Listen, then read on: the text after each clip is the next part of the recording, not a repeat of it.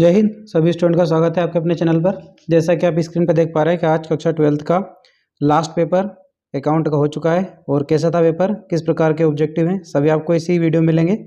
सबसे पहले दे रखे हैं सही विकल्प। पहला दिया है साझेदारी फर्म में सदस्यों की संख्या अधिकतम कितनी हो सकती है, तो ये हो सकती है 50। इसके बाद दिया है आपका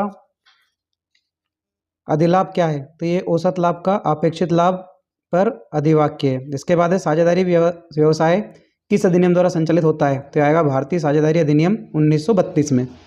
इसके बाद है फर्म के समापन पर अवतरित लाभों व संचयों को हस्तांतरित किया जाता है, तो यह साझेदार के पूंजी खाते में।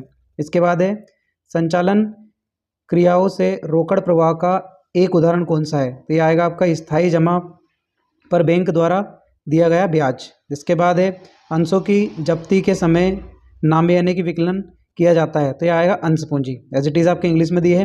पहले में 50 आएगा, दूसरे में आपका डी आएगा excess of average profit over expected profit. इसके बाद थर्ड का आपका आएगा बी इंडियन पार्टनरशिप एक्ट 1932। इसके बाद फोर्थ वाले में आपका आएगा पेरेंट्स कैपिटल अकाउंटेंसी। इसके बाद आपका आएगा फिफ्थ वाला, इसका आएगा आपका C interest paid by bank on term of deposit. इसके बाद सिक्स वाले में आपका आएगा D share capital account. As it is आपके फिल इन द ब्लैंक्स दिए। रिक्त स्थान साझेदारी संलेख के अभाव में साझेदारों के लाभ व हानि विभाजन को क्या का अनुपात क्या रहता है, तो ये समान अनुपात रहता है। इसके बाद कंपनी विधान द्वारा निर्मित व्यक्ति की है, तो ये आएगा कृत्रिय है ना।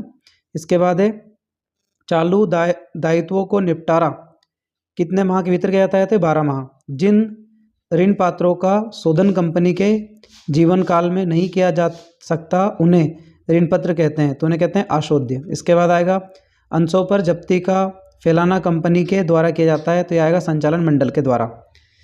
इसके बाद आपका दिया है छठा वाला क्वेश्चन दिया है जीवन बीमा संचय कोष को खाते में हस्तांतरित करते हैं, तो यह आपका आएगा पूंजी खाते में। एज इट इज़ आपका इंग्लिश का दिया है।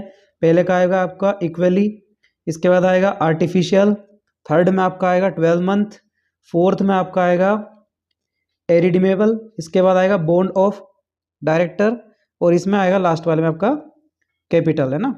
इसके बाद आपका दिया है सत्यासत्य दिया है। फर्स्ट क्वेश्चन आपका दिया है प्रत्येक साझेदार में अनुबंध करने की क्षमता होनी चाहिए, तो ये सत्य है। इसके बाद है ख्याति एक बिक्री योग्य संपत्ति है, तो ये भी सत्य है।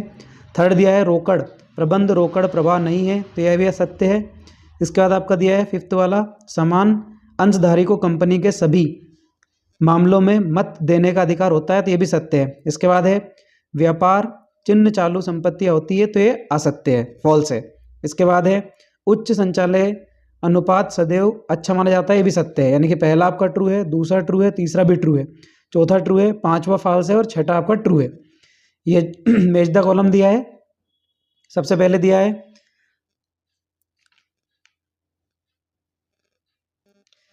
पहला वर्ड दिया है आपका सुपुर्दगी द्वारा हस्तांतरण, तो ये आपका आएगा वाहक ऋण पत्र। दूसरा दिया है वसूली खाते में संपत्तियों दर्शाई जाती है, तो ये संपत्ति किसमें जाती है, पुस्तक मूल्य पर। इसके बाद है कंपनी का अस्तित्व, ये डिपेंड करता है स्थायी होता है ना। इसके बाद है निर्गमित अंशों से अधिक के लिए आवेदन प्राप्त किए जाते हैं, तो ये आपका आएगा अति अभिदान। इसके बाद है पांचवा साझेदारी संलेख के अभाव में, तो इसका आपका आएगा पूंजी पर ब्याज नहीं दिया जाता। छठा वाला दिया है ऋण पत्रों का प्रतिफल, तो यह आपका आएगा ब्याज। इसके बाद है सिक्योरिटीज प्रीमियम रिजर्व, तो इसका आपका आएगा संचय एवं अधिक के दर्शन में दर्शाई जाती है ना। एज इट इज़ आपके इंग्लिश में दे रखे हैं, मैच कर लीजिएगा। इसके बाद है एक वाक्य में उत्तर साझेदारों के चालू खाते कब बनाए जाते हैं, तो स्थायी पूंजी की दिशा में है ना। इसके बाद दूसरा दिया है जब नया साझेदार ख्याति के लिए प्रीमियम की राशि नकद लेता है, तो यहाँ किसको किस अनुपात में वितरित की जाती है, तो यह आएगा त्यागी साझेदार ऋण अनुपत्र के द्वारा है ना। इसके बाद दिया है थर्ड वाला क्वेश्चन मृत साझेदार के देय रकम का भुगतान कैसे किया जाता है, तो यह आएगा वैधारणिक उत्तरोत्तर के द्वारा। इसके बाद है भारतीय चार्ट अकाउंट्स संस्थान द्वारा रोकड़ बहाव विधिनियम के संबंध में कौन सा लेखांकन मानक जारी किया है? तो यह आएगा लेखांकन अनुपात 3। इसके बाद है अंशों पर प्राप्त प्रीमियम की राशि किस प्रकार प्राप्त होती है? तो पूंजीगत। इसके बाद है लेखांकन अनुपात में किस बात को अभिव्यक्त किया जाता है? तो ये गणितीय। इसके बाद है ख्याति के लिए मूल्यांकन का आधार क्या होता है? तो ये लाभ। यानी कि पहले में आपका आएगा फिक्स फिक्स कैपिटल, दूसरे में आपका आएगा सेक्रीफाइसिंग पार्टनरशिप।